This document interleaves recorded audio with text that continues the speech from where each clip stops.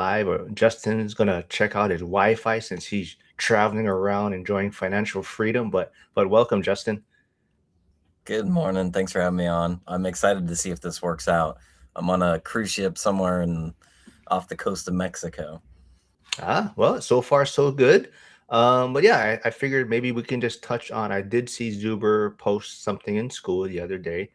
He's been on this health kick Mhm. for about a year now. Almost got to his goal of 10% body fat, I believe, in 2025.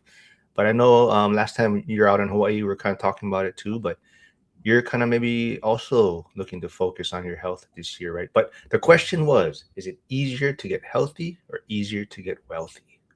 You have any thoughts on that? Mm. It feels like, speaking as of today, we're easier to get wealthy in my mind, and I mean, there is more drugs and medication out there to help you lose weight, but I've been trying to get down. I'm probably in the tune of 165, 170. Been trying to get to 155 for a couple years. That to me, that's like an ideal weight because once you get financial freedom, you want to be able to live and enjoy your life. And if you're fit, you're gonna last longer and live longer. But when you go on these like epic trips and everything, a lot of them require you to walk around and get around. So, you know, definitely, I would say for me personally, it'd been easier to get wealthy than healthy. But 2026, that's the goal is to focus on the weight this year. It seems like that's the path for a lot of people though, right? They may be really focusing on their wealth at one point and maybe the health kind of slips to the side. And I definitely feel that way. But once they get that financial freedom, then it's a lot easier to refocus things on your health. And the hard part though is a lot of times I forgot how they actually put it, but getting wealthy is a lot easier to maybe maintain, right? Once you Hmm. get there, right? The assets stay there. But health is one of those things, you may get to a certain point, but then if you take a short period off, I mean, a lot of those gains seem to disappear, right? So that's the hard part is the healthy side is really consistency and discipline, right? 100%. I know that when I was, really in the growth phase on the wealth side, that really comes down to the volume of effort you're putting in. So, which takes time away from working out.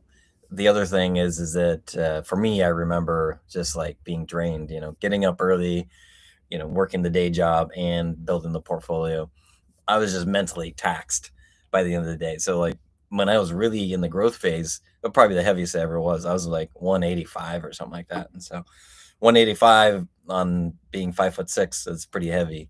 So lately, I've been trying to get down, and I was last year doing really well. Like I got down close to 155, and then I had a series of problems with portfolio stuff, and I got super stressed out, and I went from like 155 back to 175 within like a matter of a month.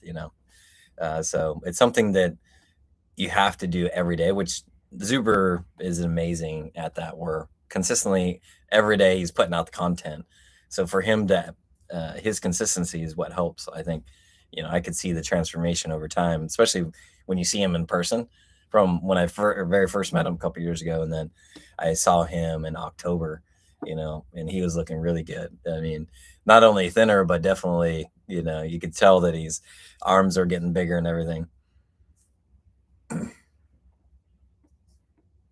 Yeah, I was giving him a hard time the other day because he did share his, I believe it from the year one might have been the ORAD event. They got a kind of a little promotion for it, and I was like, man, it must have been hard for you to put that out there because you're like a completely different physique looking person. He's like, yeah, man, I was a fatty back then, and it's hard for him to look at himself. But I mean, it's definitely an example. Like I said, he's hit his financial freedom, and now being able to focus his time on a lot of other things. And I think you see it a lot now. You see a lot more of these, not necessarily real estate, but real estate stocks. But Mhm. they are dedicating more content now to health related things, right? And I'm not Mhm. sure for you because I think people don't know, and I've heard quite a bit about it. But you are a pretty skilled soccer player too, right? So is that something that's always been a part of you too, in the fitness side, and maybe like you said, your portfolio was doing certain things, and you kind of had to put all of that on the back burner? Yeah, for me, like, growing up, for me, sports, I definitely played a lot of sports, soccer being one of them. And then later in life, I got into hockey as well. So, like, exercise for me is way easier if I'm chasing something, the ball, the puck, or something like that. But in the last like 2 years, I've maybe played hockey one or two times, soccer one or two times.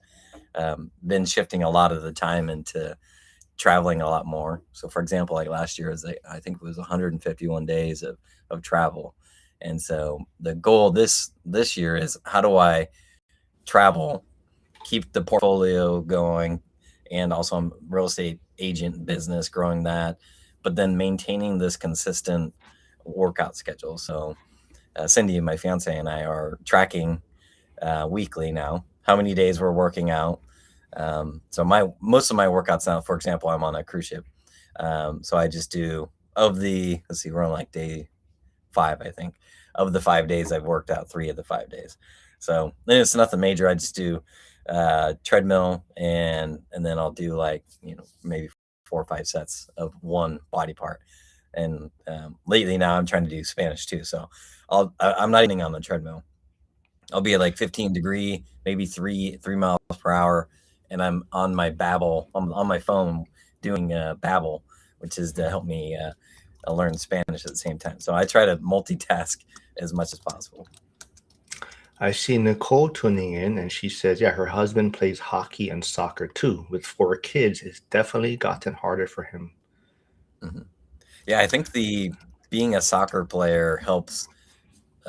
Skating is definitely hard, but I think, playing with your feet and soccer definitely helps you pick up skating, and so it's a nice transition. I really like playing hockey, and that's a full contact. Now, I'm in an adult league; it's no contact, but you're still, bumping up against people and everything, to where you're using a lot more of your muscles through the whole thing. So, like, 30 to 45 second shift is like, I'm gassed after that. Have you ever played with Anna Kay? Is she? Do you know who Anna? She's kind of in the one rent at a time community. I know she plays hockey also, and people are just like, "Man, that's impressive." Yeah, Um, some of the women on there are really good because, well, I'm in co-ed as well. The ones that did figure skating when they're younger are, because most, like for me, I didn't learn how to skate until I was mid 20s, right? So, you know, for women that were ice skaters, they tend to be faster, they're lighter, and then they have, the ones that have been ice skating can skate around, people like me. So they definitely can be really good on co-ed teams. Flavio says he can show you Spanish.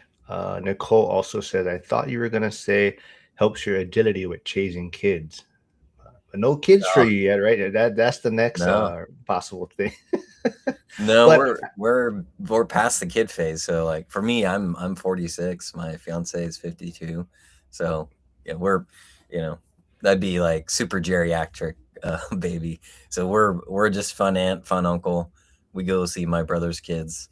They're a couple hours away. We try to go see them once a month. So we'll go to Yakima for Friday, Saturday, and then come back home, hang out on Sunday at home. That's our kid fix. You know, you can give it back, right? You can have fun with them and yeah. give them back, right? But so you and Millennial Mike both have successful real estate portfolios, but I think people may want to know, both of you do play soccer. If you were to play, who is better at soccer? Who would beat um, the other one in soccer? I mean, I think I am more skilled, but he's got better motor, for sure. I played with him a couple times. He organizes a pickup soccer south of Seattle, maybe about a half hour, 45 minutes. So when I was living in Seattle, I'd play, a couple times here and there with him. But since I moved north of Seattle now, it's almost 2 hours to get to where he plays at. So, um, but skill wise, I would say I have better skill, but in terms of endurance and stamina, he's got me beat hands down. Everyone, as you can see, Justin is traveling right now, so we're actually just kind of testing out his Wi-Fi because he will be joining me on the live stream with Emily Lopez tomorrow. But he's also streaming on a regular basis now on Wednesdays at what is it, 8 a.m. Pacific with Cody Davis. Yep. Yep. So, Yep. We were on yesterday morning. I was in port, so Wi-Fi was fine in port, but we're on the water right now, so it looks like it's. We paid for the higher Wi-Fi version. So far, it looks like it's working. business write-off. Hmm. But you can also go check out his channel. I haven't had a chance to look, but he should be streaming right now also on his YouTube channel. So W2 to Hmm. Freedom. Go subscribe there if you can, or if you haven't yet. Oh, Curtis is tuning in, who is doing that W2 thing, so he's not able to live stream with me much anymore. But he says, Justin, thoughts on Lewis County looking at a deal there? So Lewis County, I like Lewis County. I mean, if you get a look at my portfolio, I'm all across the U.S., right? And so I'm open to going a little bit further for better cash flow. And if I remember right, I think Dion might be in Lewis County as well, where there's a little bit more, there's less people competing in these like tertiary markets. So if you can find a deal there, now I would want a higher return if I'm going a little bit further out, especially if you're have a property manager, because you want to make sure that it's profitable if it's being managed by a third party. But Lewis County, I don't see, as long as the other thing, I'll put the caveat there. So when I'm investing in another area, if I'm not a familiar with that area, I'll go there first and to make sure I know good part of town, bad part of town. So, for example, like when I was buying this one seller, I had bought a property in Milwaukee, and then she had another property in Sheboygan and another one in Fond du Lac, which are north and west of Milwaukee.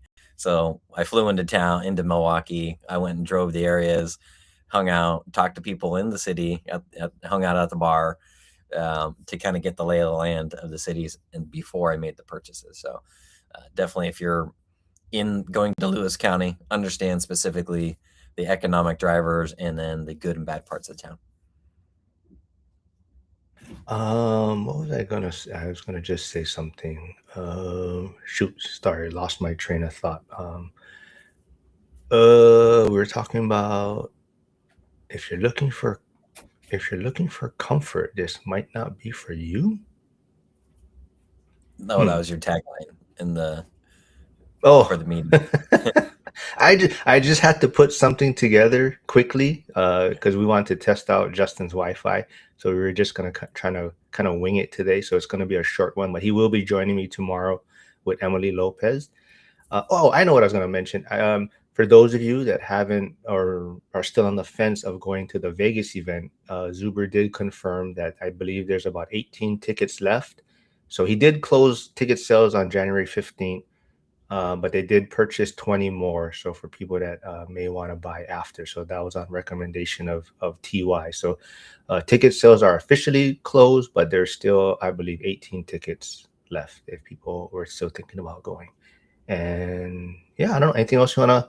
The Wi-Fi seems to be working well. I mean, this is what your portfolio allows you to do, right?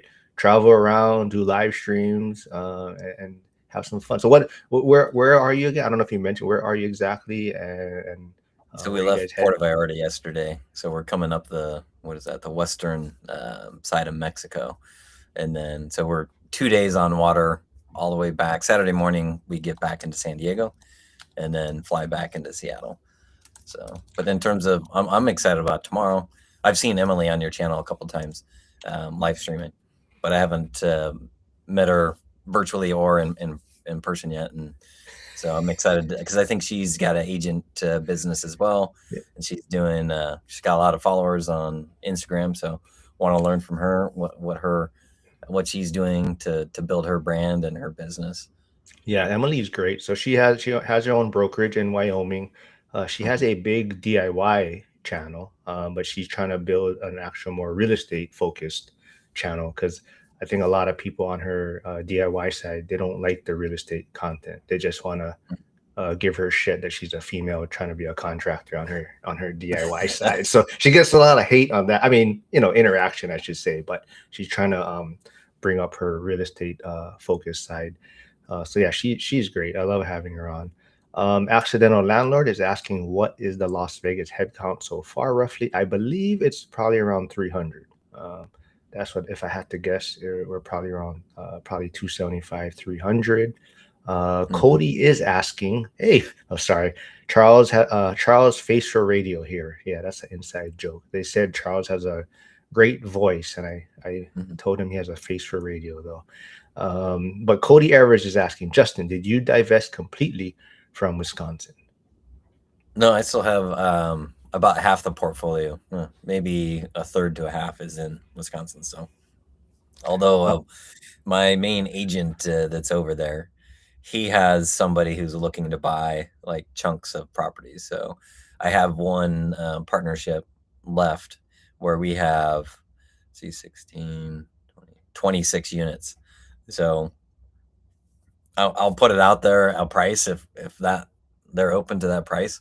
I might sell, which that would be 26, so maybe a 20% or 30% of the portfolio, and then I would be have no partnerships and everything. I would still have stuff for me personally in Milwaukee, but it's one of those where if we can get an offer for all of the properties together.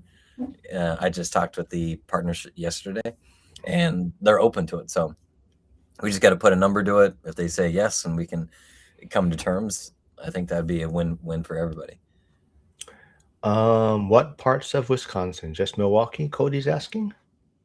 So I'm in the biggest is Milwaukee, but I have one in Fond du Lac and one in Sheboygan. Sheboygan is I think it's 8 unit, no 9 unit, and then the one in Fond du Lac is kind of a unique one there. A church, I believe, used to own it, so it's got a bunch of. It's like almost like a dorm room setup to where it's got a huge living space in the bottom, big kitchen in the bottom, and one bedroom, and then the top has like 8 dorm rooms. So the thought was is like, let me cash flow as is, and then I could switch it all over to Airbnb, boarding house, assisted living. So there's tons of options with that one.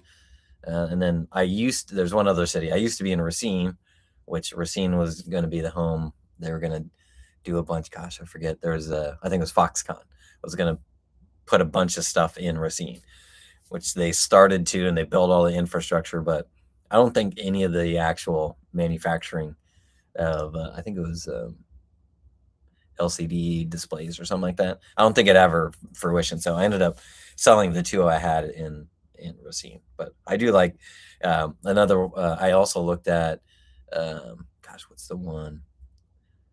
I'm drawing a blank on the name, but it's right across from Illinois' border. Um there's another large city there. I looked at that one as well. Ended up not buying there because my property manager didn't go down to that city at the time. You know Cody, right? Cody, our big Cody Evers. Oh He yeah, says yeah. he'd be interested in the ones in Sheboygan and or Fondy if you ever want to let those go. So there you go. You can send him. He's and Cody is super happy because Indiana won the national championship, and Cody played at Indiana. I'm not sure what year, but Cody was a football player there. Too Man, bad he there's so didn't much. go now because he probably would have got NIL money, man. He'd have, Yeah. because these college players, I mean, the top ones are getting $1 million plus a year. It's crazy. Jen is actually in Seattle, but unfortunately, Justin is traveling right now. But he is not in Seattle right now. But he does have monthly meetups. I believe he's starting. When's the next one for that? Next one I believe is the 9th. It's usually we're doing the second Monday. I'm just seeing if I can pull it up on my phone. The second Monday of every month. Let's see. Yep, 2/9 is the next one. I am back Saturday night. I don't know how. And I think Jen, or I believe that's the lady I met, her and her husband Yep. at Thatch's event. Yep. So If I Jen and remember right. Kenny, yeah, Jen's Yeah. in Seattle right now. So my guest on Monday was also MJ. He's in Chicago, and he was saying he For the Vegas event, one day he would like Thatch to be a speaker, but I said this year we have the next best thing to Thatch. We have Justin Canberra, who's a part of Thatch's coaching program. So Justin will be there, filling Thatch's spot in Vegas this year. We'll wrap it up with this because, like I said, this was just going to be a short one to test out your Wi-Fi. Herman is here. Herman, if Justin doesn't get to answer your question completely, make sure you tune in tomorrow, 7:45 a.m. Pacific. Justin will be on the live stream again tomorrow. But Herman is asking, how quick do you build your portfolio? What's your thoughts, Justin? How quick do you build your portfolio? Okay, there's what I did, and this is Cody and I, Cody Davis and I, very similar, like 0 to 100 as fast as possible. So I would say it might have been like 4 to 5 years. I was at 100 units, and then at the end, in the 6 years when I left Amazon, it was 145 units.